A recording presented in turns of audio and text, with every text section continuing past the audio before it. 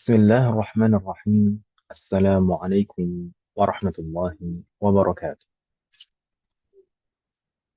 وعليكم السلام وعليكم ورحمة الله السلام ورحمة الله وبركاته. وبركاته.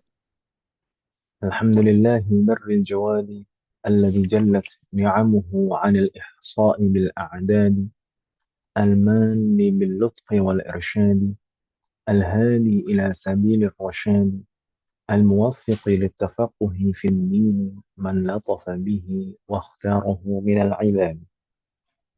أحمده أبلغ حمد وأكمله وأزكاه وأشمله، وأشهد أن لا إله إلا الله واحد الغفار، وأشهد أن محمدا عبده ورسوله المصطفى المختار، صلى الله وسلم عليه وزاده فضلا وشرفا لديه. أسأل الله أن يفقهنا في الدين، وأن يعلمنا ما ينفعنا، وأن ينفعنا بما علمنا، وأن يزيدنا علما نافعا وعملا صالحا، إنه ولي ذلك والقادر عليه. وبعد، الحمد لله الذي بنعمته تتم الصالحات. Alhamdulillah, atas semua rahmat, taufik, pertolongan dari Allah Subhanahu wa Ta'ala, kita bisa melaksanakan setiap ketaatan yang kita laksanakan. Demikian juga di malam hari ini, kita bisa duduk kembali dalam rangka belajar menuntut ilmu untuk menghilangkan kejahilan dari kita sendiri dan orang-orang di sekitar kita, dan untuk memperbaiki amalan kita. Ini betul-betul murni taufik dari Allah Subhanahu wa Ta'ala. Ini adalah bentuk sayang Allah, wujud sayang Allah kepada kita semuanya, bukti sayang Allah kepada kita semuanya. Karena dengan diberikannya kesempatan ini dan kemudahan ini bagi kita, maka kita bisa memperbaiki amalan kita. Dan semoga Allah akan senantiasa memberikan taufik dan kemudahan kepada kita dan pertolongan kepada kita untuk bisa mengamalkan setiap ilmu yang kita pelajari. Umahat sekalian, ahlan wa sahlan, baru bergabung, alhamdulillah. Kita di pertemuan yang lalu, atau bahkan dari 2 pertemuan yang lalu, kita sedang dalam pembahasan pembatal-pembatal sholat. Dan sebenarnya ini adalah pembahasan yang penting, karena ini terkait dengan sah tidaknya sholat kita selama ini. Maka di 2 pertemuan yang lalu, misalkan kita mulai membahas pembatal-pembatal sholat yang terkait dengan syarat sah sholat.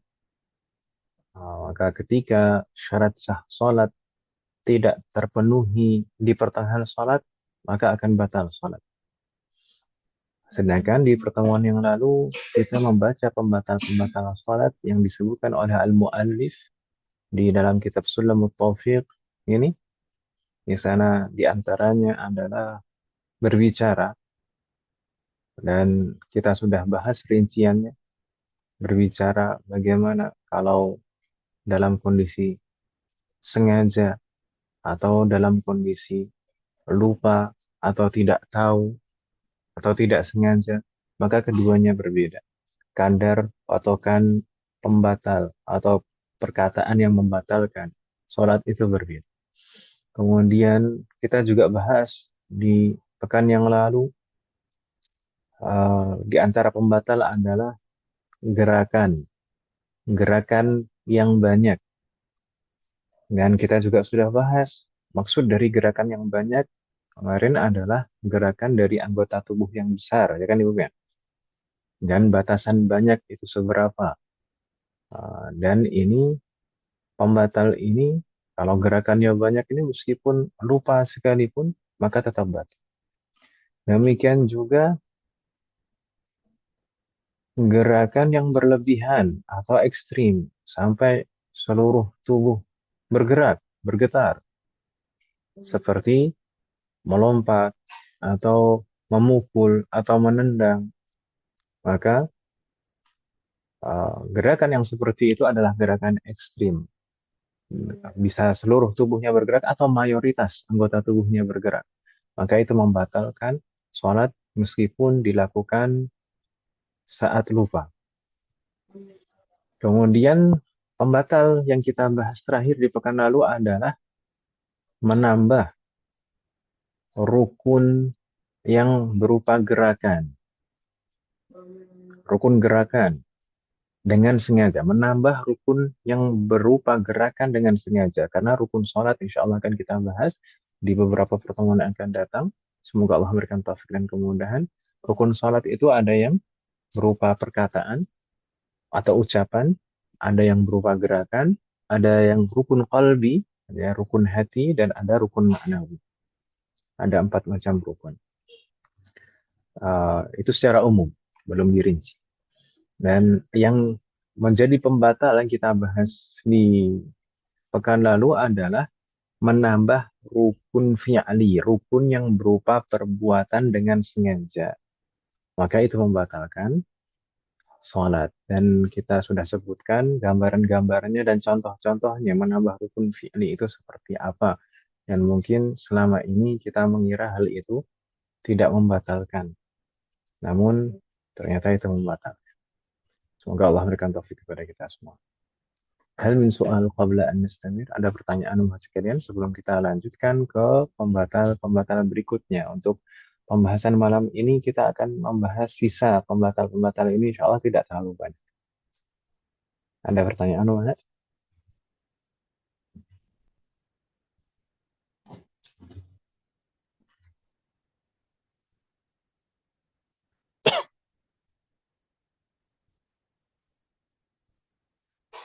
Halo, tidak ada pertanyaan nampaknya Ibu ya?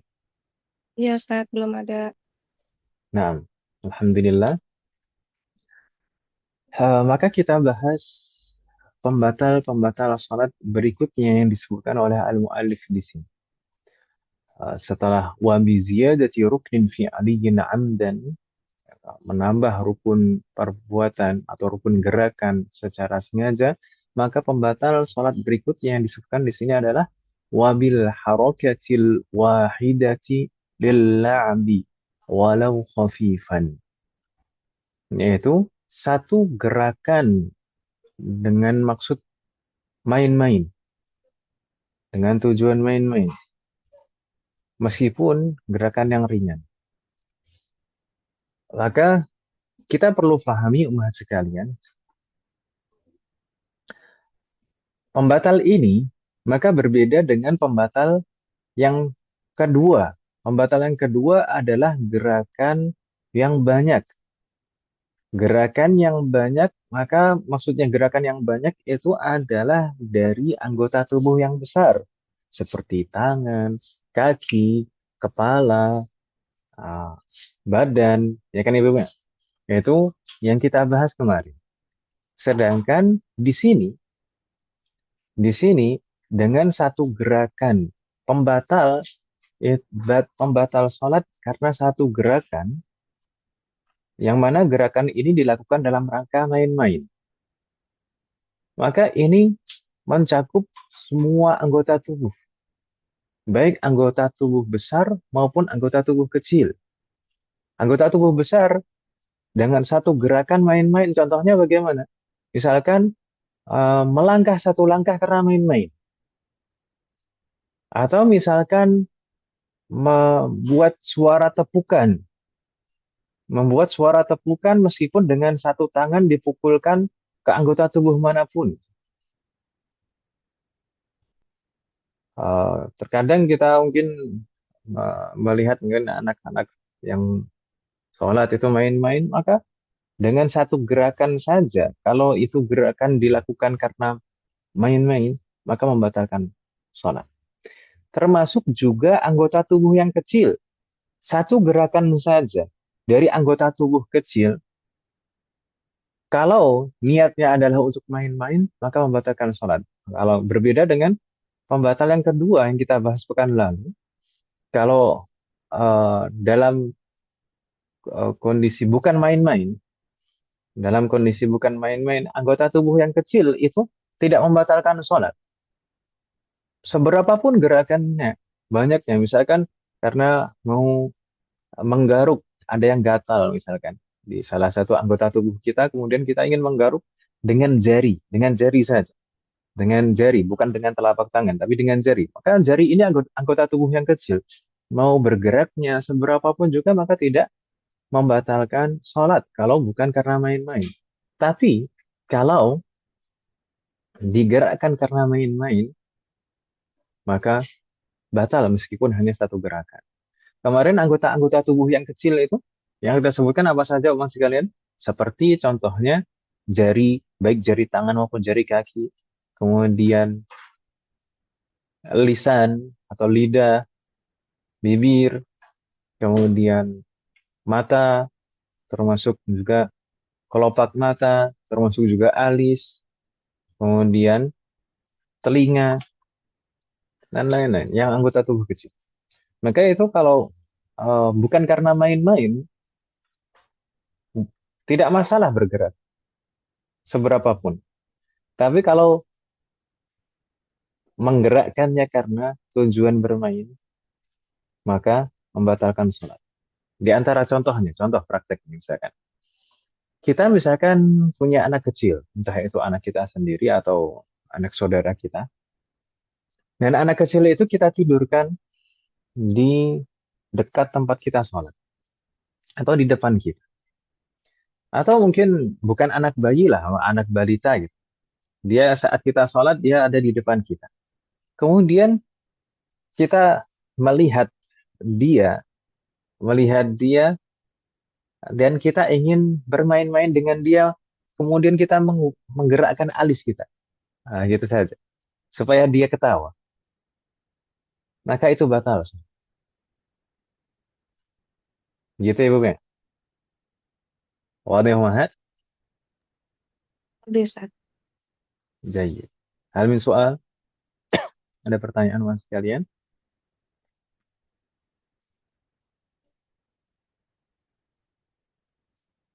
Tidak ada, insya Allah Ibu ya. Insya Allah jelas Ibu ya. Halo. Ya Ustaz. Nah, Alhamdulillah. Eh, berikutnya, pembatalan berikutnya. Ini sudah pembatalan keberapa Ibu sekalian kalau dihitung? Kelima. Kelima. Pembatal kelima apa? Wabil ukli wasyurbi illa in nasya wa qalla. Di sana Kontra kalau ini di kandung PDF Ustaz. bagaimana Om? Ini ke-6 Om ya? Nah, keenam. Nah, Allah. Yang kelima tadi yang satu gerakan karena main-main atau dengan niat main-main. Pembatal keenam adalah wabil ukli wasyurbi. Di sana mungkin di PDF diharokati wabil akli. Tidak. Yang betul wabil ukli wasyurbi. Ibu sekalian.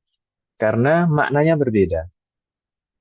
Kalau akal dengan fathah itu artinya adalah fi'lun atau gerakannya, aktivitasnya, aktivitas makan. Sedangkan kalau ditandai dhammah, ukl, wabil ukli wa syurbi, maka maksudnya adalah sesuatu yang dimakan, makanannya. Kalau misalkan eh, aktivitas makannya, kalau seandainya seseorang melakukan aktivitas makan, maka itu masuk kategori pembatal yang kedua. Masuk kategori pembatal yang kedua, yaitu al-af'al al-katsirah, gerakan yang banyak. Karena rahang itu termasuk anggota tubuh yang besar. Berbeda dengan lidah dan bibir. Rahang itu anggota tubuh yang besar. Maka seandainya seseorang mengunyah, meskipun belum menelan saat sholat mengunyah, meskipun tidak ditelan, dan mengunyahnya itu 3 kali berturut-turut, maka batal sholatnya karena gerakan itu, gerakan mengunyah. Namun yang dibahas di sini, yang di pembatal keenam ini bukan gerakannya, bukan aktivitasnya, melainkan makanannya, seandainya ada makanan yang masuk ke tenggorokan, meskipun tanpa dikunyah, maka itu batal, membatalkan puasa. Membatalkan sholat maksud saya. Naam, di sana ada kaidah. Kullu ma abtala shawma abtala sholata ghaliban. Kebanyakan pembatal-pembatal puasa itu juga membatalkan sholat. Atau mayoritas pembatal puasa itu juga membatalkan sholat. Maka demikian juga di sini.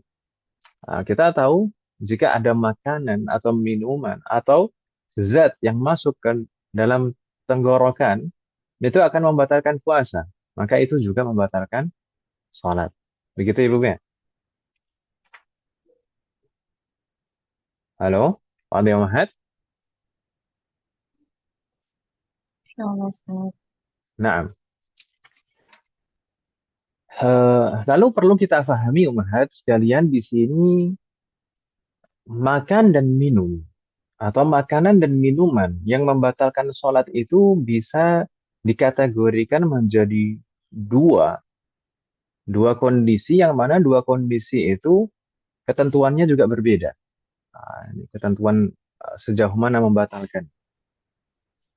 Maka berbeda antara makan yang banyak dan makan yang sedikit. Gitu ya, Bu, ya? Kita bedakan menjadi dua kondisi. Apakah makan minum ini banyak atau makan minum ini sedikit? Mungkin saya tidak membuatkan bagan yang sekalian, mungkin ibu-ibu sekalian bisa menggambarkan sendiri. Jadi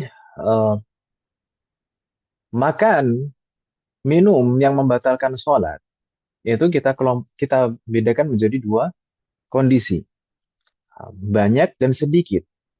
Kalau makan dan minum itu jumlahnya banyak, maka membatalkan secara mutlak. Sama saja, apakah orang yang sholat ini sengaja atau tidak, apakah dia lupa dalam sholat atau sadar kalau dia di dalam sholat, atau apakah dia jahil, maksudnya tidak tahu akan keharamannya atau tahu akan keharamannya, kalau makannya ini banyak, maka batal sholat secara mutlak. Gitu ya, Bu ya? Wadih Mahat? Apa Halo? Ustaz? Tapi kalau Nah, namanya makan kan tadi udah batal Ustaz. Kenapa pakai dibedain segala banyak dan sedikit Ustaz? Namanya makan, tunggu, karena kalau sedikit nanti ada perincian. Kalau sedikit itu nggak selamanya membatal. walaupun kita lagi sholat Maka kan.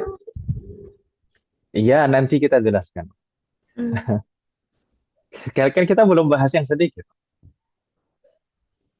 Nah, gimana? Makanya di sana disebutkan illa innasya wa qalla. Kan gitu, kan? Wa Iya, qalla di sana. Nah, makanya di situ ada pengecualian di sana. Jadi makan dan minum itu membatalkan. Naam, tapi ada makan yang minum yang nggak membatalkan.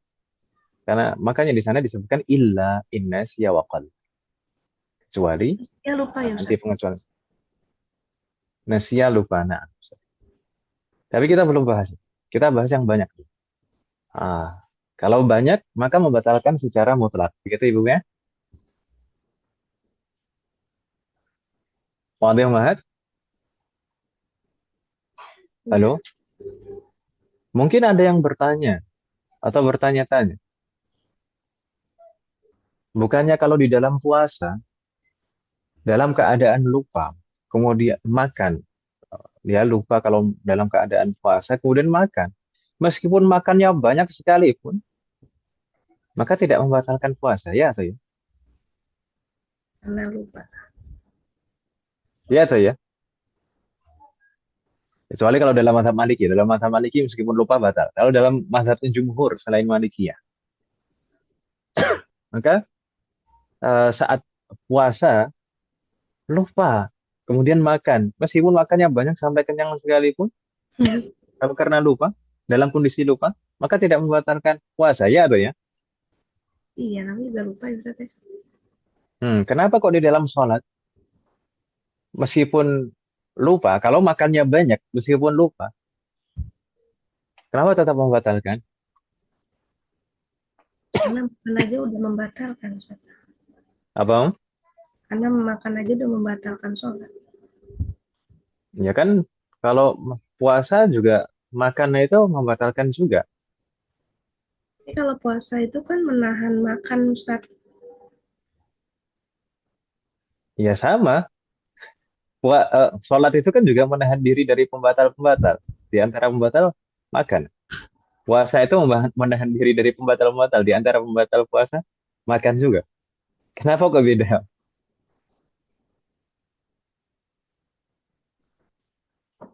Ada yang tahu jawabannya Muhammad?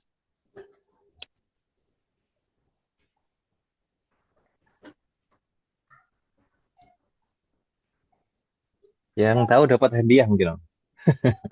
Umroh jika mampu ya, Ustaz. Begini Muhammad sekalian. Saya jelaskan. Sebagaimana dijelaskan oleh para ulama Syafi'iyah, dalam permasalahan ini berbeda.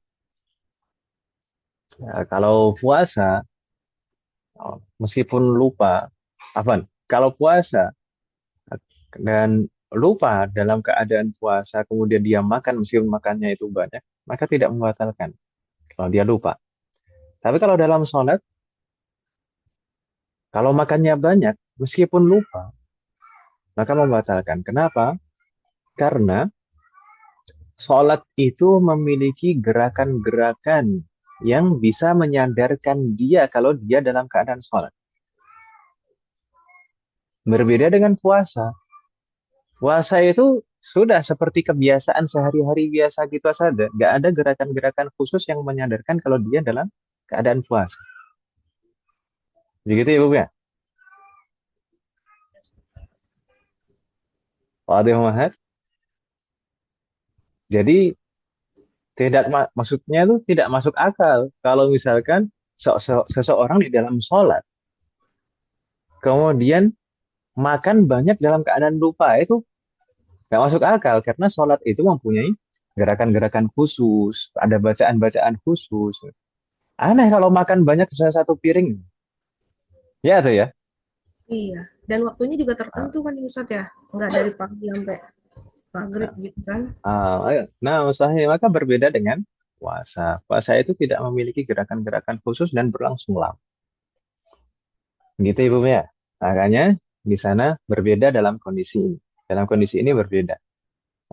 Kalau makan banyak meskipun dalam kondisi lupa saat sholat maka membatalkan sholat. Gitu Ibu ya. Waduh Mahat. Halo. Ya, Ustaz. Oke. Nah, kemudian kita berpindah ke kondisi yang kedua tadi. Kalau makan dan minum itu sedikit. Kalau makanan dan minumannya sedikit. Maka bagaimana? Maka di sana dibagi menjadi dua. Apakah dia melakukannya itu dalam keadaan sadar, maksudnya dia ingat kalau dia dalam kondisi sholat, dan dia tahu akan keharamannya, maka batal. Meskipun makannya cuma sedikit. Jadi tadi kita coba agak mundur sedikit.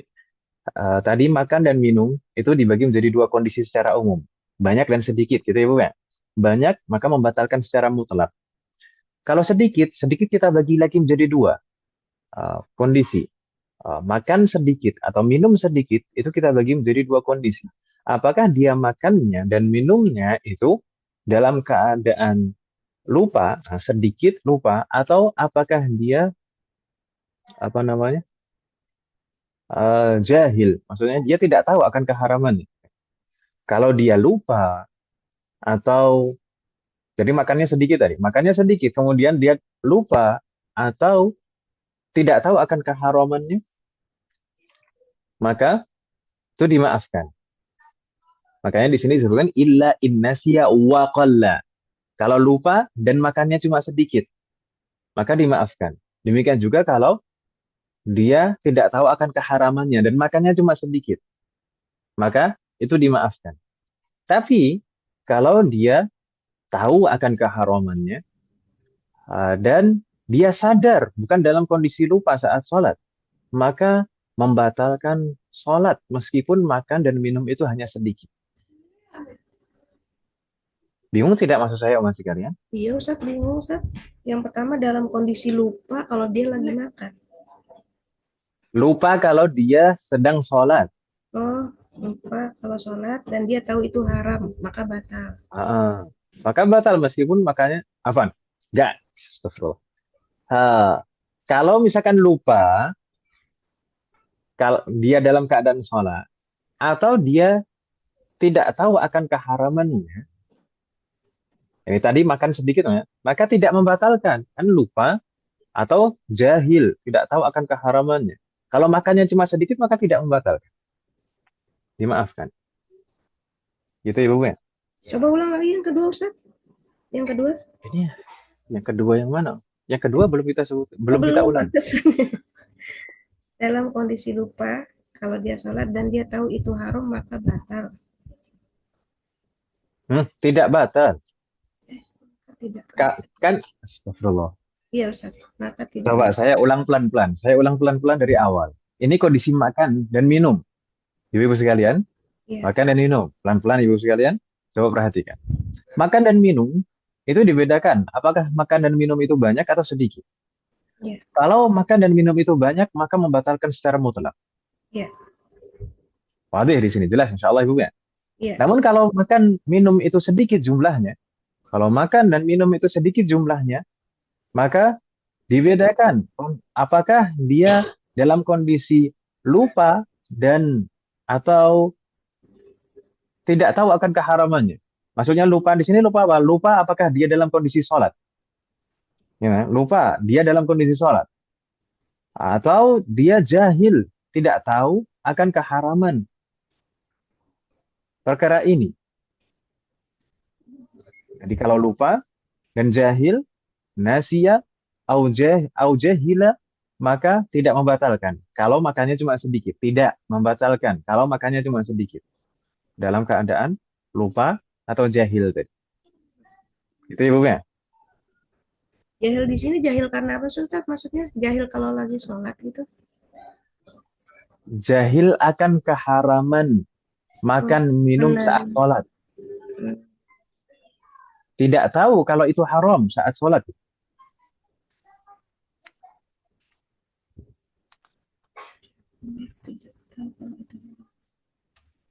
Kemudian kondisi kedua, Afan sebentar.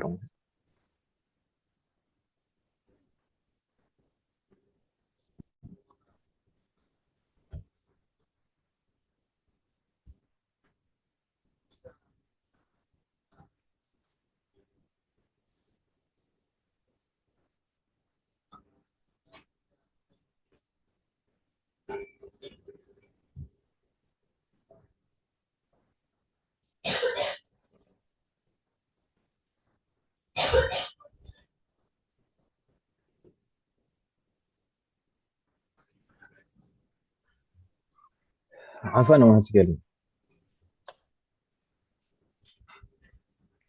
Saya mana tadi? Makan minum yang jumlahnya sedikit. Tadi yang pertama, kalau lupa atau jahil, maka dimaafkan.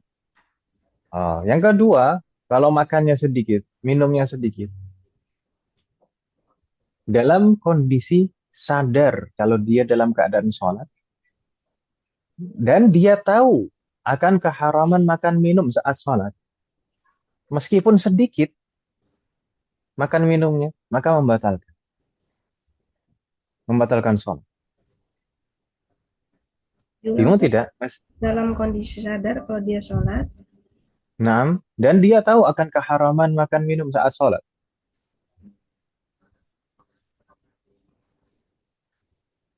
Maka membatalkan sholat. Meskipun makannya cuma sedikit.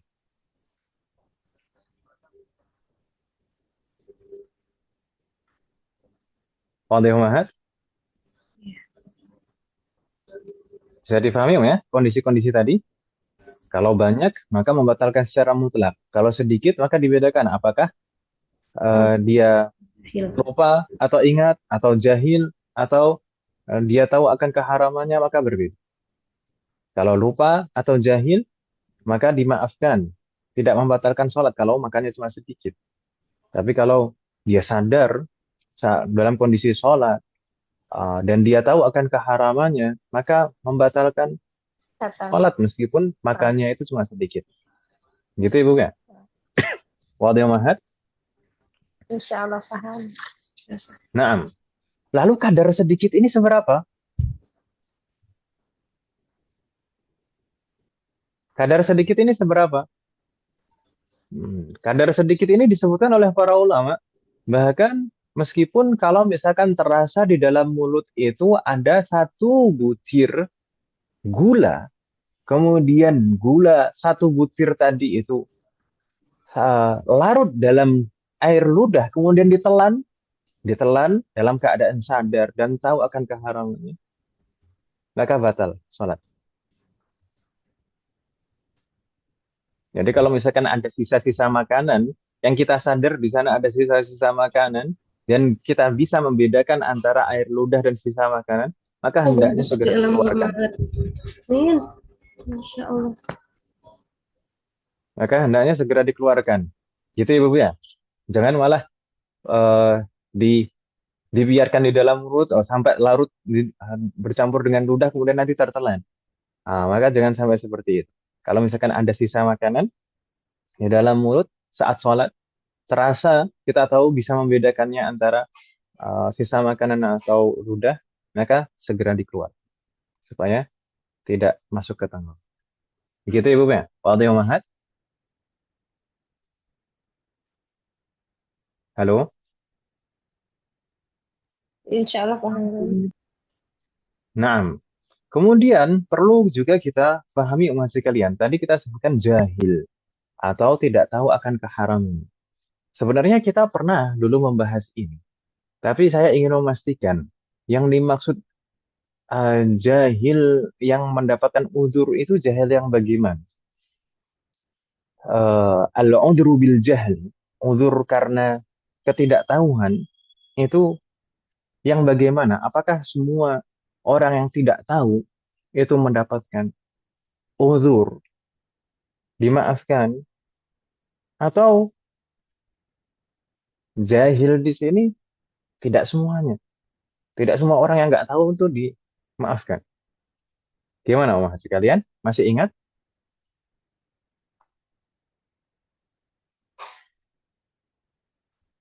Halo, halo, masih ada Umahat? Masih Ustaz. Ah, maksudnya jahil yang mendapatkan uzur itu jahil yang bagaimana?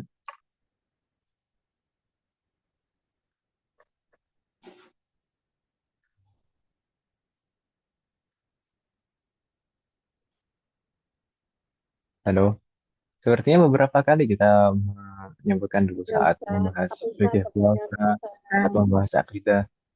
Gimana? Kan yang baru masuk Islam, Ustaz. Jahil karena baru masuk Gimana? Islam. Sahih. Jahil Itu karena pertama. Naam. Kedua, hidup yang itu di pedalaman yang jauh dari sahih. Naam. uh, Jadi Orang apa? al-jahil, orang yang tidak tahu yang mendapatkan udzur itu hanya dua saja. Ada dua saja, yaitu haditsu ahdin bil Islam, orang yang baru masuk Islam, baru banget masuk Islam. Jadi belum sempat untuk belajar banyak tentang syariat Islam. Itu yang pertama. Kejahilannya itu dimaafkan. Uh, Dan yang kedua adalah orang yang sakana fil badiyah au nasha'a ba'idan 'anil ulama, orang yang tinggal di pedalaman, jauh atau susah mendapatkan akses. Dia tidak bisa belajar kepada siapapun, tidak ada orang yang mengajarinya, tidak bisa bertanya kepada siapapun. Maka itu juga mendapatkan uzur kalau tidak tahu. Jadi kalau misalkan orang sejak kecil sudah Islam, kok tidak tahu, sedangkan dia hidup di tengah-tengah orang banyak yang dia bisa belajar kapanpun, dimanapun, maka itu tidak mendapatkan ujur, meski kalau tidak tahu. Gitu Ibu ya. Qadhi Mahat, Insyaallah, Ustaz. semoga Allah memberikan taufik kepada kita semua.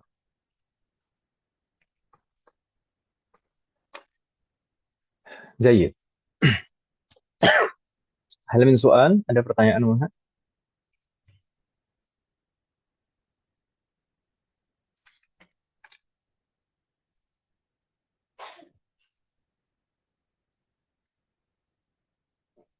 La yujad? Tidak ada pertanyaan Mahat?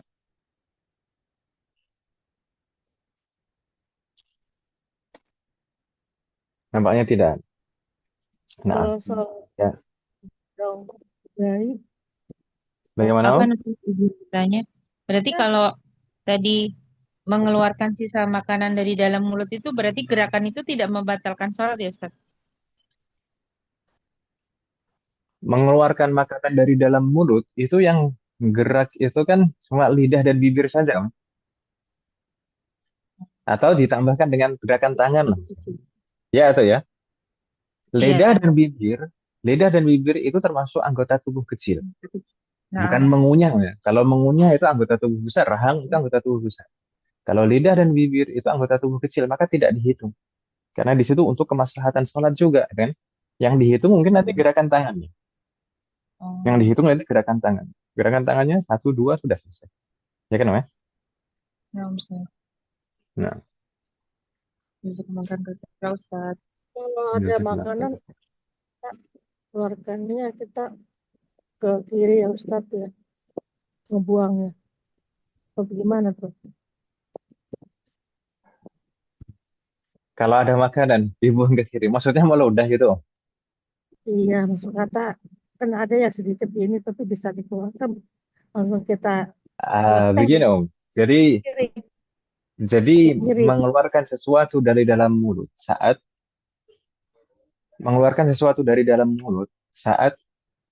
sholat itu tidak harus meludah, tidak harus meludah. Kalau dahulu tempat sholat itu di atas tanah biasa, iya nggak masalah meludah. Itu pun juga kalau di dalam eh, apa kondisi-kondisi tertentu nggak boleh sembarangan meludah. Bahkan sebagian menjelaskan meludah itu kalau bisa ke bagian bawah. Tapi kalau misalkan di zaman kita sekarang tempat sholat itu bersih, tempat sholat itu tuh bersih, maka jangan sembarang meludah, maka jangan sembarang meludah. Apalagi kalau misalkan yang ingin kita keluarkan itu najis, misalkan karena tahu lah, mungkin entah itu apa itu dari dalam mulut kita tahu itu najis, kan itu harus segera dikeluarkan. Maka jangan sembarangan membuang membuangnya itu kan, membuang misalkan meludah atau sebagainya. Maka kalau misalkan yang kita keluarkan dari mulut itu bukan yang najis, maka bisa menggunakan pakaian kita, misalkan di lengan, biar nempel di pakaian kita nggak masalah. Nempel di kain nggak masalah, kan itu bukan najis. Atau mungkin juga saya biasanya itu menganjurkan kalau sholat itu sedia tisu di dekatnya atau di kantong. Kalau untuk bapak-bapak laki-laki mungkin bisa mudah ada kantong. Kantongin tisu lah. Atau kalau misalkan ibu-ibu mungkin di dekat tempat sholatnya ada tisu, itu lebih afdol, lebih baik. Atau kalau misalkan nggak ada tisu ya tadi pakai bajunya aja nggak masalah. Atau misalkan yang penting dikeluarkan, entah nanti ditaruh di mana. Itu nggak masalah kalau bukan yang najis. Kalau najis maka harus segera dikeluarkan. Tadi jangan menggunakan pakaian, jangan juga menggunakan eh, tangan kita. Tapi kalau bisa tadi menggunakan tisu tadi. Kemudian diletakkan di tempat yang bukan tempat sujud kita. Maksudnya tidak tersentuh saat sujud. Wafakanallah jami'an. Gitu Om ya. Soal akhir,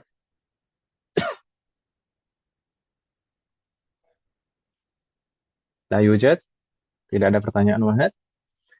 Maka kita lanjutkan Om sekalian. Wafakanallah jami'an. Pembatal-pembatal berikutnya, umat sekalian, ini kebanyakan terkait dengan niat. Tapi sebelumnya, umat sekalian, mungkin ada pertanyaan. Misalnya, kalau yang tersisa di dalam, ada sisa-sisa di dalam mulut itu bukan makanan, tapi hanya rasa saja. Rasa, tersisa rasa. Misalkan setelah makan yang manis-manis gitu. Setelah makan yang manis-manis. Mungkin tidak ada, sudah dikumur, sudah habis minum air tawar gitu. Tapi masih ada sisa-sisa rasa di tenggorokan manis gitu. Maka kalau yang tersisa hanya rasa saja tidak mengapa. Itu Ibu ya. Kalau yang tersisa hanya rasa saja maka tidak mengapa. Tapi kalau misalkan yang tersisa itu ada warnanya. Kalau yang tersisa itu ada warnanya, misalkan setelah minum kopi, di sana ada warna kopi yang tersisa di dalam mulut kita, yang bercampur dengan air liur kita, maka itu kalau ditelan membatalkan saat sholat. Karena itu kopi, kalau warna jelas itu bukan air liur. Gitu Ibu ya.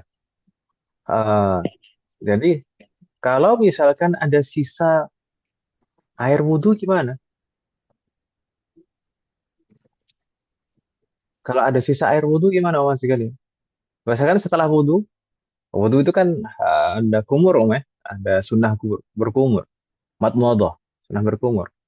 Kemudian ada sisa, kita tahu itu sisa, bukan bukan air liur, bukan air ludah, bukan. Tapi itu sisa air wudhu.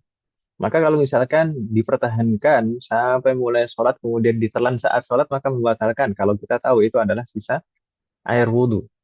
Ah, tapi kalau misalkan yang tersisa kita tahu sudah ketika wudhu itu sudah dikeluarkan semuanya, sudah yakin. Kemudian saat sholat itu tersisa rasa dinginnya itu misalkan ya. Karena yang dipakai buat wudhu airnya dingin. Maka dinginnya itu masih terasa saat sholat, maka tidak mengapa. Tidak mengapa seperti itu. Mungkin di pegunungan, di puncak. Ya, itu kayak gitu kan mungkin airnya dingin. Kan? Saat sholat itu, mulut itu masih terasa dingin. Maka tidak mengapa. Selama itu hanya rasa saja, bukan zat. Begitu Ibu ya? Oke, bisa Kalau yang dipahami tadi maksud saya, Pak? membatalkan gimana Ustaz? Bagaimana, Om? Yang tadi membatalkan tuh yang kalau kita terasa air wudhu, terus masih terasa air wudhu, terus kita minum, maka membatalkan itu yang air wudhu yang seperti apa Ustaz? Ya air wudhu memang kita tahu kalau itu ada sisa air wudhu. Bukan hanya rasa dingin saja, tapi memang ada air, sisa berkumur.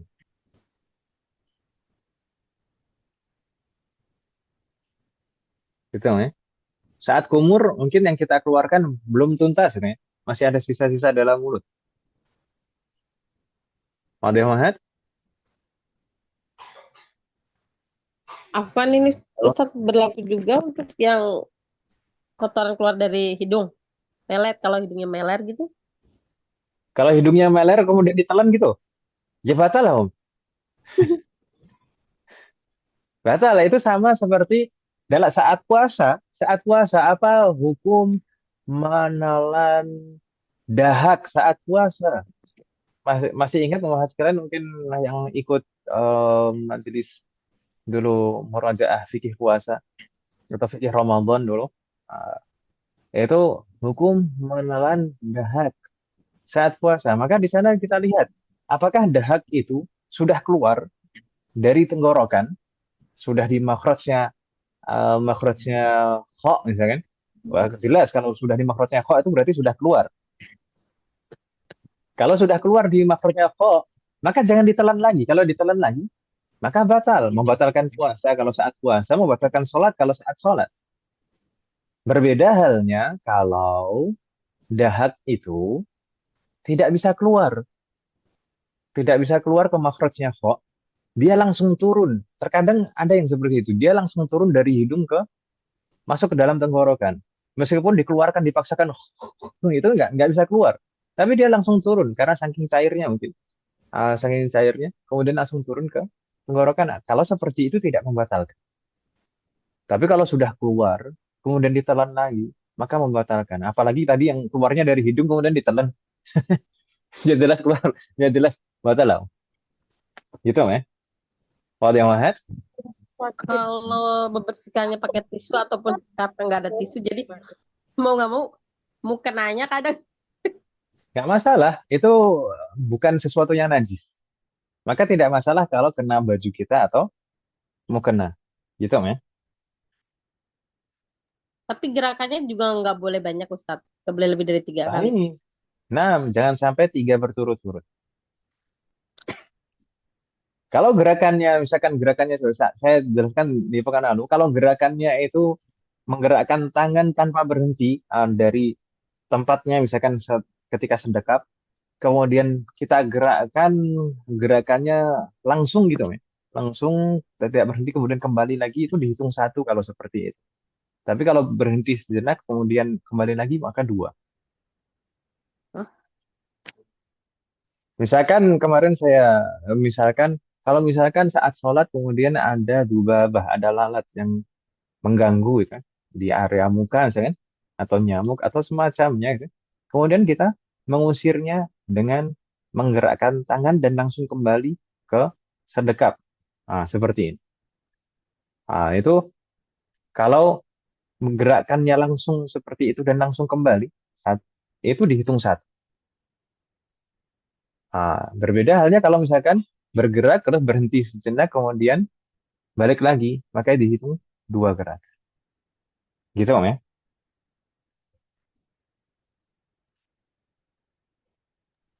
Ustaz, dampak Tapi, corona nah, itu yang sering berdampak terus bagaimana Ustaz itu? yang bagaimana Om? Yang sakit batuk berdahak terus menerus gitu kronis. Itu bagaimana Ustaz kalau waktu Kalau masalah batuk kita bahas di pekan yang lalu. Itu kaitannya kemarin kan sempat Bu Siti bertanya tentang berdehem, Om ya. Berdehem. Kemarin kan kita sebutkan hukumnya sama. Berdehem, terus kemudian apa lagi, Om? Eh, Ketawa, menangis, sesenggukan, atau mengeluh, atau batuk, bersin, saat sholat. Maka itu bagaimana?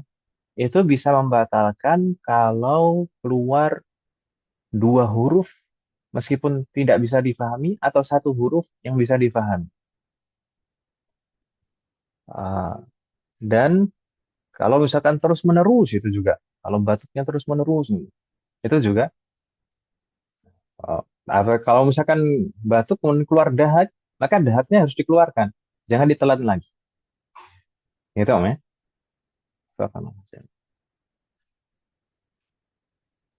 iya, wah, berarti tergerakannya harus ada jeda ya Ustaz ya.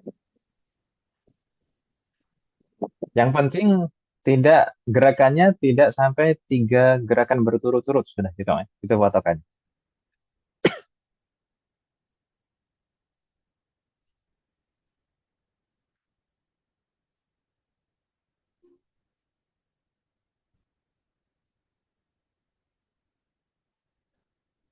Ada lagi pertanyaan Wah? Maksudnya 3 berturut itu setiap rukunnya ya Ustadz ya? Ya setiap sekali gerak itu jangan 3 gerakan berturut-turut.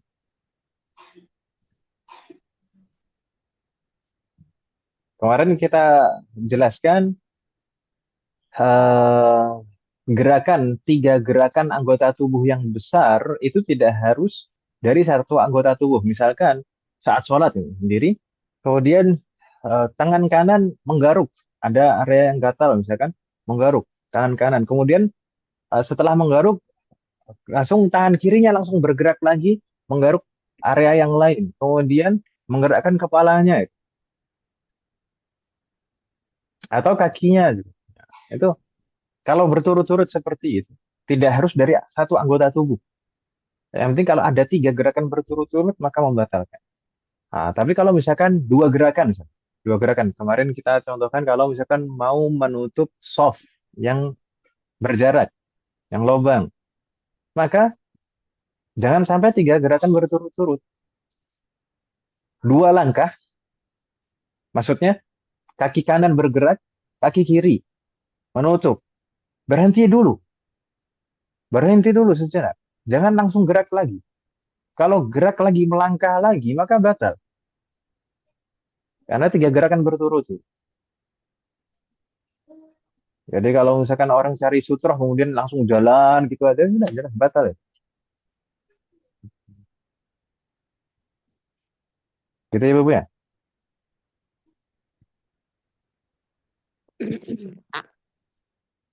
Bingung tidak maksud saya, Mahat? Bisa ya Ustaz. Ustaz kalau anak itu gendong itu Ustaz, Bagaimana, Om? gendong anak dalam keadaan sholat itu berarti gerakannya Menggendong anak. Iya, Om. iya sama itu Kalau namanya baca Quran itu dalam sholat kan nggak hafal gitu. maksudnya menyimak dengan memegang mushaf. Sama Ustaz. Halo? Nah, Ustaz. Ya, Om. Oh, ya. Pertama pertanyaannya tadi apa? Menggendong anak. Menggendong anak kalau misalkan eh, tidak menimbulkan gerakan yang banyak, maka tidak masalah. Selama misalkan anak itu pastikan tidak ada najisnya, weh. Misalkan kalau misalkan anak kita menggunakan popok dan di popoknya itu ada najisnya, maka jangan digendong. Maka akan membatalkannya karena apa? Karena membawa najis. Gitu, ya. Maka pastikan kalau misalkan mau mengajak anak sholat itu jangan ada najis. Kalau misalkan masih pakai popok, ya pastikan itu masih baru, masih bersih ya, dan belum terkena najis. Telepon Ustaz, Dan meskipun najisnya itu nggak kena kita langsung ya Ustaz ya. Kan kan ada kita kemarin popoknya. bahas, yang harus suci dari najis itu apa saja? Badan, kemudian pakaian, Tempat. kemudian tempat sholat, dan barang bawaan. Oh Ya iya. atau ya? Iya, Ustaz. Maka kalau misalkan mengangkat atau menggendong bayi yang ada najisnya, berarti kita membawa najis, ya atau ya? Iya. Nah, Subhanallah. Jadi, maka pastikan itu.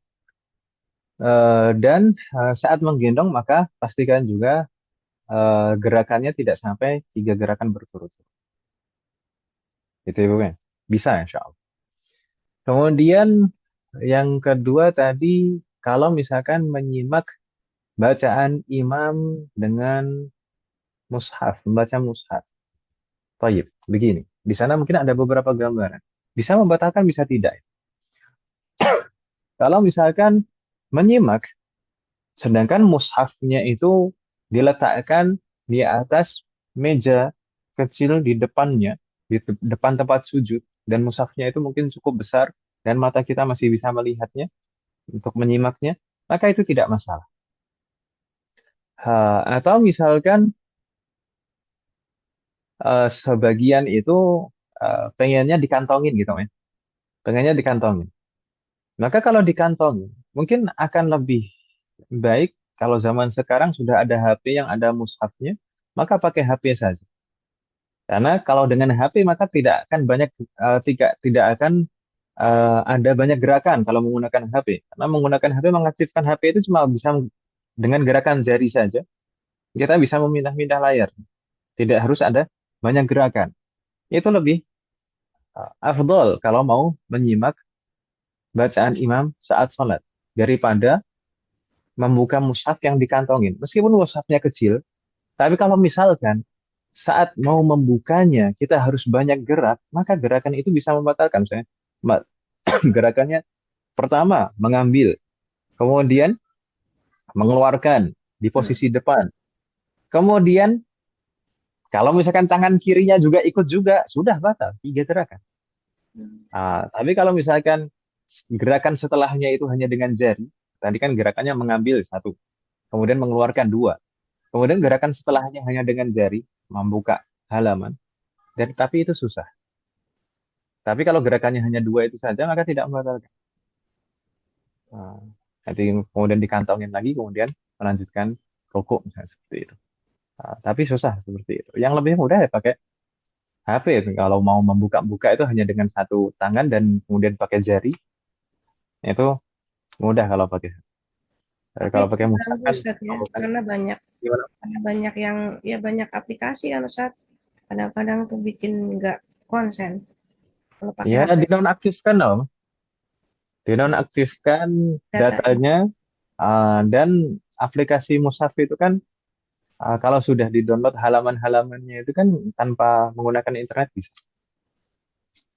Ustaz, kalau misalnya Nah, tetap pakai Quran, Ustaz, pakai mushaf, tapi kita nggak masukin ke kantong, ke saku kita, tapi kita tetap pegang dengan tangan sambil salah satu jari itu eh, untuk apa ya, nandain gitu, Ustaz. Jadi ketika sujud tetap ya, pegang gitu, itu nggak apa-apa ya, Ustaz? Gimana, Ustaz? terus saat rukuk dan sujud, ditaruh di mana? Diletakkan Jadi di di bawah bawah, gitu. Ustaz. Jadi di bawah gitu, karena kecil kan. Eh, Nggak jangan boleh. loh. Nanti berarti saat sujud ditaruh di tempat sujud mushafnya. Jangan. Enggak, tetap dipegang di tangan, Ustaz. Dipegang di tangan gimana? Kan tangan kan harus Oh harus iya, menempel di tempat sujud. iya, Ustaz. Kayak gitu, Ustaz. Nah, jangan, jangan. Itu terkait dengan adab dengan mushaf. Hmm. Kalau dengan mushaf saja kita tidak berada, bagaimana? Walaupun istilahnya kita nggak ada niat apapun itu, Ustaz, cuma untuk tadi nandain dan memudahkan kita ketika nanti kita untuk dengerin lagi gitu, Ustaz. Tidak bermaksud Eh, untuk tadi merendahkan atau memindah atau tapi menaruh mushaf di tempat yang di bawah gitu, Ustaz. terkadang merendahkan sesuatu itu tidak harus disertai dengan niat, tapi kenyataannya, wujudnya itu, Mas. Perbuatan gitu ya, Ustaz ya. Nah, apa namanya? Istihza Jadi itu kan lebih dulu kan. bagus pakai Nah, api gitu ya, Ustaz ya. ya kan nggak masalah kan, yang penting tujuannya tadi kan menyimak, bisa menyimak kan, namanya. Ya saya. Iya sih, cuma Nah, masih itu aja, Ustaz.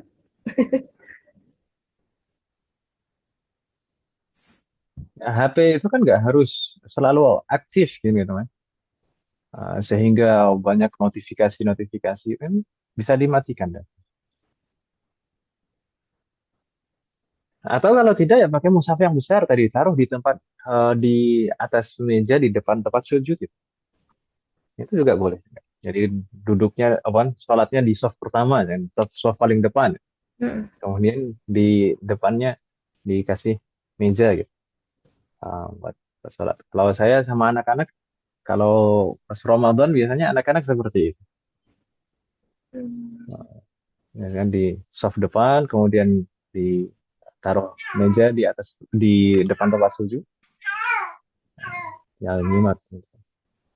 Walaupun eh, ketika istilahnya ganti halaman, tangan kita bergerak untuk ganti nggak apa-apa ya, Ustaz ya. Biasanya bacaan imam itu dipaskan biasanya. Kan Jadi ada. kalau misalkan berganti halaman itu insya Allah, juga pas biasanya. Jadi berganti halaman misalkan, nanti berganti halaman pas, ganti rokaat misalkan seperti itu. Maka nggak masalah nanti kalau misalkan, ketika bangkit dari sujud kemudian membalik halaman, itu tidak banyak gerakan, hanya satu atau dua gerakan saja. Nah, kalau ini kita lagi ini Ustaz Qiyamul Lail gitu, Ustaz, yang istilahnya satu satu rakaat itu satu juz. Nah, itu kan berarti juga buka banyak gerakan buka mushaf, Ustaz. Kalau itu gimana? Ya sudah, jangan dibuka-buka. Atau kalau misalkan gerakannya hanya, dua gerakan, meskipun berturut-turut, kalau gerakannya hanya dua, nggak sampai tiga gerakan berturut-turut, maka nggak masalah. Membuka itu kan, misalkan menjulurkan tangan, kemudian mengembalikan lagi, sudah selesai. Ya, so ya. Iya. Kalau mushafnya besar kan cuma gitu aja gerakannya. Membuka Mm. seret, terus habis itu balik lagi, itu kan cuma dua gerakan. Tapi kalau mushafnya di bawah, dan mushafnya kecil, itu kan malah justru lebih repot gitu. Enggak, nih kita yang pakai mushaf yang besar itu Ustaz. Yang istilahnya tadi Ustaz bilang, mushafnya besar, terus kita di soft depan, terus pakai meja gitu Ustaz. Itu kan untuk buka-buka lembarannya itu kan ada gerakan yang terjadi kan. Kalau yang gerakan, intinya itulah. Intinya gerakan itu jangan sampai 3 gerakan berturut-turut. Kalau hanya 2 saja nggak masalah. Jadi kalau misalkan yang gerak hanya tangan, membuka, kemudian kembali lagi, itu nggak masalah. Nggak sampai ada gerakan badan untuk ruku.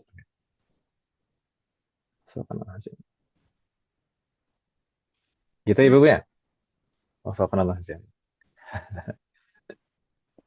Ada lagi pertanyaan Wahab?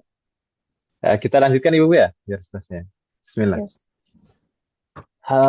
Pembatal berikutnya ini kebanyakan terkait dengan niat Ibu sekalian. Kita sambung di sana ada 3 berturut-turut. Wa biniyati qat'is salati wa bi ta'liqi qat'iha ala amrin ma wa bi taraddudi fihi ay fi qat'iha. 3 ini. 3 ini eh, saling sebenarnya dalam satu hal yang sama, yaitu niat. Pertama, jika dalam sholat, kemudian niat membatalkan sholat atau memutus sholat, maka langsung batal. Hanya sekedar hadir di dalam hati ingin membatalkan sholat atau memutus sholat, maka sudah batal sholat. Meskipun dia masih dalam kondisi gerakan sholat. Tapi kalau di dalam hati sudah berniat untuk membatalkan atau memutus sholat, maka sudah batal sholat. Demikian juga wabi ta'liqi qat'iha ala amrin ma, mengaitkan pembatalan sholat dengan sesuatu. Meskipun sesuatu itu uh, jarang terjadi atau kemungkinan kecil terjadinya, maka juga batal sholatnya. Kalau misalkan dulu kita permisalkan dan contohkan, misalnya saat sholat kita di dalam hati kita bilang kalau nanti ada kurir paket datang, maka saya akan membatalkan sholat. Maka nggak asah nunggu kurir paket datang sudah batal sholatnya ketika itu.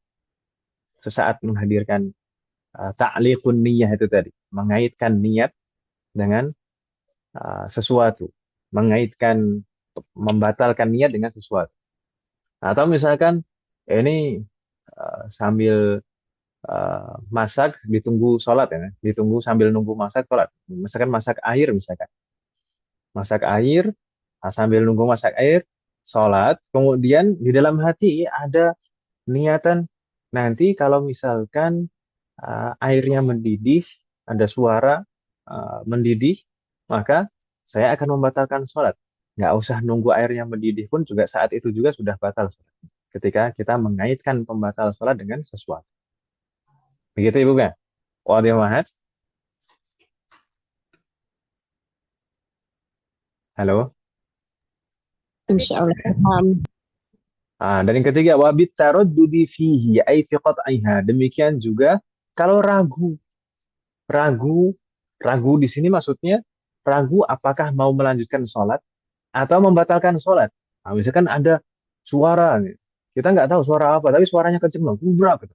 Misalkan di dapur.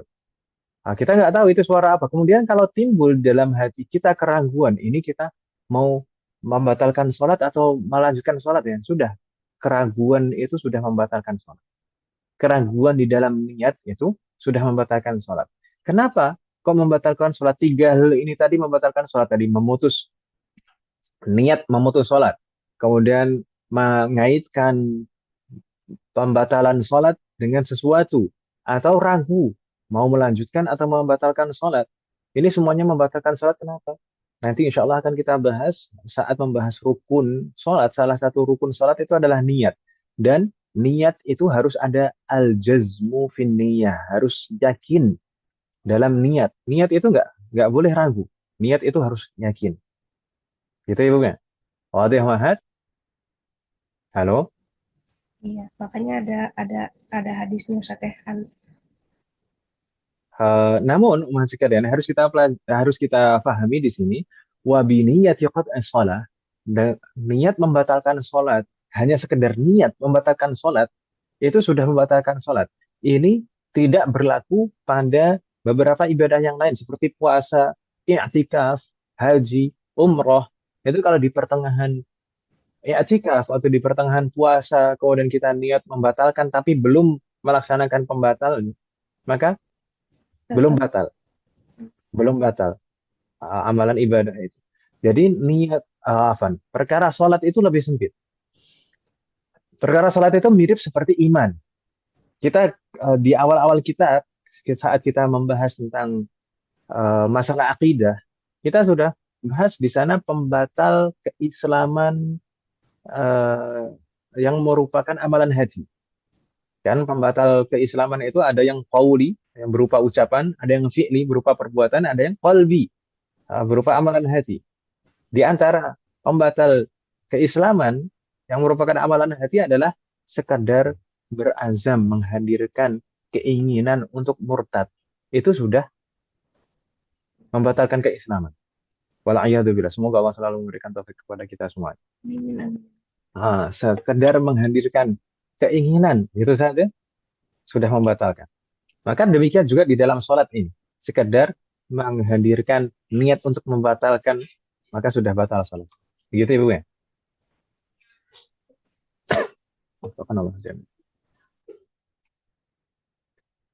Hal min soal? Ada pertanyaan, Wahad?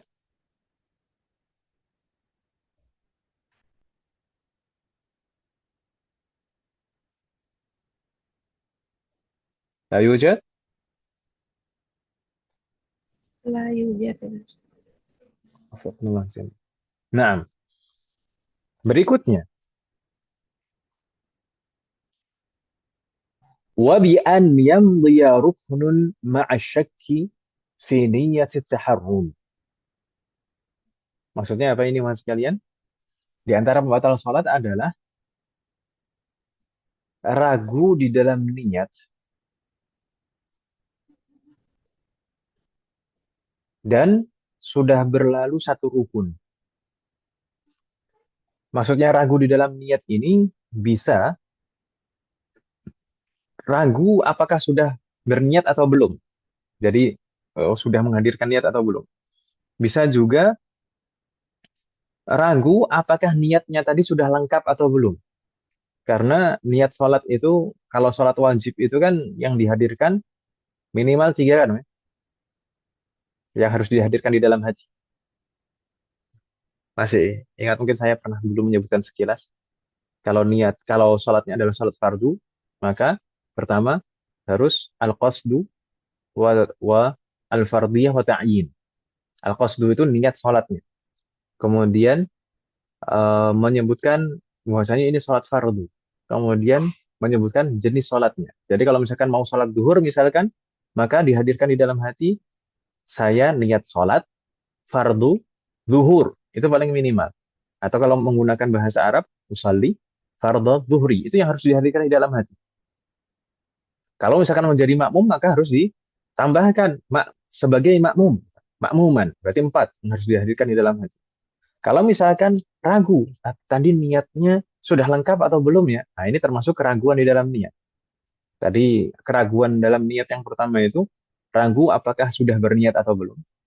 Kemudian keraguan yang kedua adalah ragu apakah niatnya sudah lengkap atau belum. Termasuk juga keraguan di dalam niat, ini berarti yang ketiga, ada ragu dalam menentukan jenis sholatnya. Nah, jadi misalkan kalau di pertengahan sholat sudah setelah takbir Allahu Akbar, kemudian saat membaca Al-Fatihah di sana ragu. Ini tadi saya sholat niat apa? Saya tadi niat sholat duhur apa sholat asar ya? Maka itu ragu dalam niat. Itu ibu ya. Waktu yang mahat, itu tadi gambaran-gambaran keraguan di dalam niat. Maka kalau misalkan ada keraguan di dalam niat dan keraguan itu berlangsung sampai berlalu satu rukun, Bi an yamdiya ruknun, sudah berlalu satu rukun. Satu rukun itu, misalkan Al-Fatihah. Al-Fatihah itu satu rukun. Ya atau ya? Subhanallah jami. Atau sampai ruku lah misalkan. Itu sampai rukun gerakan. Bi an yamdiya ruknun ma'a syakki fi niyyati taharrum. Taharrum di sini maksudnya ada takbiratul ihram. Maka itu membatalkan. Kalau ragunya itu berlangsung. Jadi ragu dalam niat, tiga gambaran ragu niat tadi, itu berlangsung sampai berlalu satu rukun. Maka termasuk juga di sini ragu dalam takbiratul ihram. At-taharrum. Ragu dalam takbiratul ihram. Misalkan ragu di pertengahan sholat, ragu, tadi saya sudah takbiratul ihram belum? Takbiratul ihram itu apa sih Mas sekalian? Bacaan. Bacaan lafaz takbir Allahu Akbar di awal sholat itu ya Bu ya. Itu takbiratul ihram. Yang mana? Jadi bukan Banyak kan mengangkat tangannya. Bukan mengangkat tangan. Kalau mengangkat tangan itu sunnah saat takbiratul ihram. Takbiratul ihram itu adalah lafaz, ucapan Allahu Assalamualaikum Akbar warahmatullahi wabarakatuh. Jawab. di awal. Awas, jangan diinjing nanti lagi kemana-mana. Kamu udah ngepel heran kalau Apa suaranya masuk. Nah, jadi begitu ya Bu ya.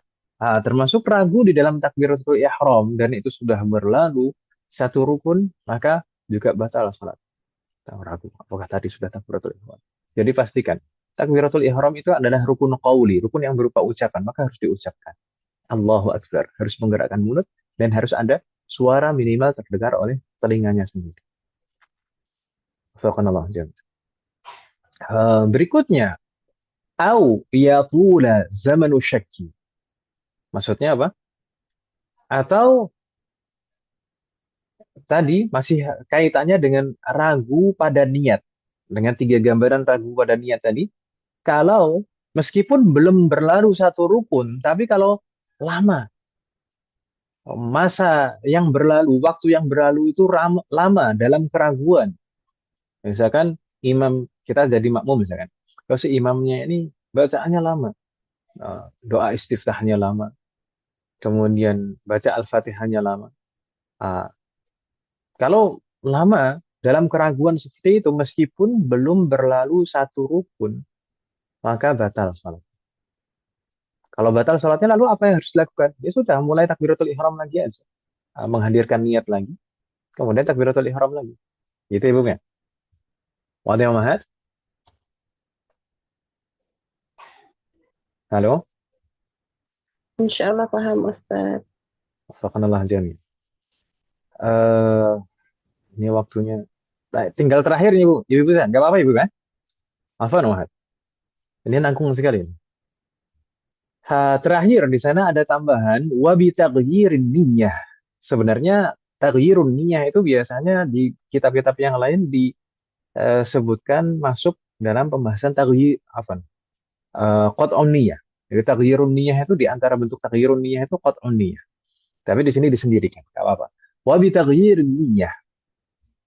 Termasuk pembatal salat itu adalah merubah niat. Merubah niat. Di sana dicontohkan ka'an qalaba fardhan naflan aw aksuhu, seperti merubah fardu menjadi sunnah. Tapi sunnah di sini sunnah muayyanah. Yang membatalkan ini kalau merubah sholat fardu menjadi sholat sunnah tertentu, bukan sholat sunnah mutlaqah. Aw aksuhu, atau sebaliknya dari sholat sunnah dirubah niatnya menjadi sholat fardu, maka membatalkan juga. Illa li'udhrin syar'iyyin, kecuali karena udzur syar'i. Kecuali dengan udzur syar'i ini menyebutkan kondisi-kondisi sebenarnya. Di sana ada kondisi-kondisi yang mana merubah niat sholat itu tidak membatalkan sholat. Maka di sana akan memunculkan hukum-hukum merubah niat saat sholat. Merubah niat saat sholat itu berlaku 4 hukum fikih. Bisa mandub, maksudnya sunnah hukum. Merubah niat sholat itu bisa hukumnya sunnah. Bisa juga makruh. Bisa juga mubah, mubah boleh gitu saja. Bisa juga haram. Haram berarti nanti membatalkan sholat. Subhanallah jami'ah. Kita baca sedikit, pelan-pelan, sedikit demi sedikit. Hukum merubah niat saat sholat itu bisa dihukumi mandub atau sunnah jika memenuhi syarat-syarat berikut. Idza qalaba fardhan naflan mutlaqan liyudrika jama'atan masyru'atan wa huwa munfaridun fayusallimu min rak'ataini liyudrikaha wa kana al-waqtu wasi'an. Nah, berarti setidaknya di situ ada 6 syarat sehingga bisa dihukumi sunnah merubah niat saat sholat, yaitu idza qalaba fardhan naflan mutlaqan, jika seseorang saat sholat itu sholatnya adalah sholat fardu kemudian dirubah menjadi sholat nafilah mutlaqah, sunnah mutlaqah. Dalam rangka merubahnya itu dalam rangka untuk mendapati atau bergabung dengan sholat jamaah yang disyariatkan, yang masyru'ah. Sedangkan sebelumnya dia sholat fardunya itu munfarid, sendirian. Dan dia pada rokaat yang kedua. Dia menghentikan merubah niat sholatnya di rokaat kedua untuk mendapati jamaah tadi, bergabung ke jamaah. Wa kana al-waqtu wasi'an, dan waktu sholatnya masih panjang. Waktu sholatnya itu belum habis. Maksudnya, misalkan kalau sholat zuhur, misalkan nggak mepet waktu asar, misalnya seperti itu. Jadi kalau berdasarkan yang kita sebutkan ini tadi, berarti ada 6 syarat sehingga 6 syarat merubah niat dihukumi sunnah. Pertama, sholatnya harus sholat fardu dan dirubah menjadi sholat nafilah mutlaqah atau sunnah mutlaqah. Sunnah mutlaqah itu bukan sholat sunnah tertentu. Ya, yang penting sholat sunnah gitu. Dan dia merubah niat ini dalam rangka untuk bergabung atau mendapati sholat jamaah yang disyariatkan. Kalau nanti sholat sunnahnya, sholat jamaahnya itu tidak disyariatkan, misalkan harusnya ini waktu zuhur, kemudian sholat jamaahnya ini jamaah asar, maka tidak boleh, itu haram merubah niat. Dan sholat yang pertama, dia sholat fardunya itu sholat munfarid atau sendiri. Kemudian dia merubah niatnya itu pada rokaat kedua. Dan waktu, ini syarat yang keenam, waktu sholatnya masih tersisa panjang. Cukup kalau misalkan dia untuk sholat jamaah. Faqanallah jami'ah. Jadi 6 syarat itu tadi sehingga merubah niat itu bisa dihukumi sunnah. Bisa juga merubah niat itu hukumnya makruh. Kapan? Idza kana al-imamu mimman yukrahu al-iqtida'u bihi. Jika imamnya ini merupakan imam yang makruh untuk diikuti. Kita makruh untuk sholat di belakangnya. Misalkan kita tahu kalau sholatnya imam ini berdasarkan madhab kita atau keyakinan kita, sholatnya imam ini tidak sempurna. Meskipun sah, tapi sah karena menurut imam ini mungkin sholatnya sah. Maka kita sah bermakmum kepadanya. Tapi makruh menurut makmum yang meyakini kalau sholatnya imam ini tidak sempurna. Misalkan tidak sempurna ini karena menurut keyakinannya makmum ini rukunnya kurang. Atau misalkan misalnya ada sunnah-sunnah ab'ad, sunnah mu'akkadah yang dilewatkan oleh imam. Seperti misalkan seseorang yang bermadzhab Hanafi, itu beberapa rukun itu tidak, kalau di dalam mazhab Hanafi itu, yang beberapa rukun di dalam mazhab Syafi'i tidak dianggap rukun di dalam mazhab Hanafi. Beberapa rukun di dalam mazhab Syafi'i, rukun salat maksudnya, beberapa rukun salat di dalam mazhab Syafi'i tidak dianggap rukun di dalam mazhab Hanafi.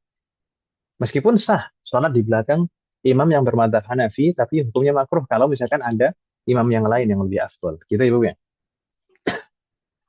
Baik. Atau misalkan karena bacaannya imam tidak sempurna, makruh. Sedangkan bacaan kita lebih baik. Kemudian merubah merubah niat sholat itu bisa hukumnya mubah. Boleh begitu saja. Kapan itu? Jika kita merubah niatnya itu saat kita di rokaat pertama atau di rokaat ketiga atau rokaat keempat, maka hukumnya mubah. Tadi hukumnya sunnah kalau di rokaat kedua, kemudian berhenti di rokaat kedua, salam di rokaat kedua. Tapi kalau misalkan di rokaat pertama, kemudian dia ingin merubah sholat menjadi sholat sunnah mutlaqah, kemudian dia mencukupkan hanya satu rokaat itu saja, maka tidak masalah, mubah. Karena sholat sunnah mutlaqah itu boleh hanya satu rokaat saja. Demikian juga kalau misalkan di rokaat ketiga atau di rokaat keempat, kemudian dia merubah niat sholat, kemudian dia berhenti di rokaat itu, salam di rokaat itu. Nah, maka juga hukumnya mubah, boleh. Gitu Ibu ya. Yang hukumnya sunnah tadi kalau di rokaat kedua. Kemudian merubah niat sholat itu bisa hukumnya haram. Kapan? Idza qalaba fardhan naflan muayyanan. Jika seseorang sholat fardu, kemudian dia rubah menjadi sholat sunnah tertentu, muayyanah. Seperti misalkan sholat fardu kemudian dirubah menjadi sholat duha misalkan.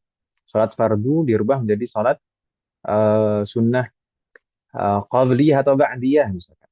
Sholat fardu dirubah menjadi sholat istikharah misalkan. Atau sholat sunnah wudhu misalkan. Maka haram itu hukumnya dan membatalkan sholat. Atau idza kanatil jama'atu ghairu masyru'ah. Demikian juga kalau misalkan tadi kita sebutkan kalau sholat jamaahnya kan kita tadi ingin merubah niat itu karena ingin sholat jamaah. Tapi kalau sholat jamaahnya ini ghairu masyru'ah, tidak disyariatkan, maka haram juga hukumnya. Seperti tadi, sebenarnya ini masih waktu sholat duhur, ada jamaah di sana, tapi jamaahnya sholat asar. Maka itu juga haram merubah niat. Seperti itu. Demikian juga idza kanal waktu dayyiqan. Kalau waktunya tersisa hanya sedikit, nggak cukup. Kalau misalkan kita merubah niat, kemudian kita bergabung dengan jamaah, maka nanti pasti ada bagian sholat kita yang keluar dari waktu sholat. Maka tidak boleh di situ merubah niat. Sudah lanjutin saja sholatnya sampai selesai, biar semua sholat kita tepat waktunya. Kalau misalkan sudah mepet banget sisa waktu sholatnya, maka haram, tidak boleh merubah niat sholat di situ. Begitu Ibu ya. Kurang lebih seperti itu masih kalian. Saya minta maaf, ini saya menjelaskannya agak cepat karena waktunya sudah di penghujung, sudah malam. Dan mungkin nanti bisa di murajaah melalui rekaman untuk yang terakhir ini. Hukum merubah niat, atau mungkin insya Allah kalau ada waktu nanti bisa saya share foto nanti ringkasan hukum merubah niat di dalam sholat. Hal min soal wahad, ada pertanyaan sebelum kita tutup? Saya minta maaf sampai jam 10 kurang seperempat. Ada pertanyaan mas sekalian?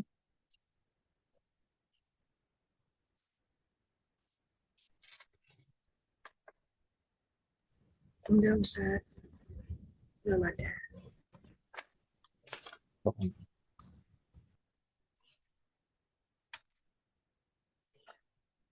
Baik. Apa Ustaz izin bertanya Ustaz? Nah, Apakah silahkan.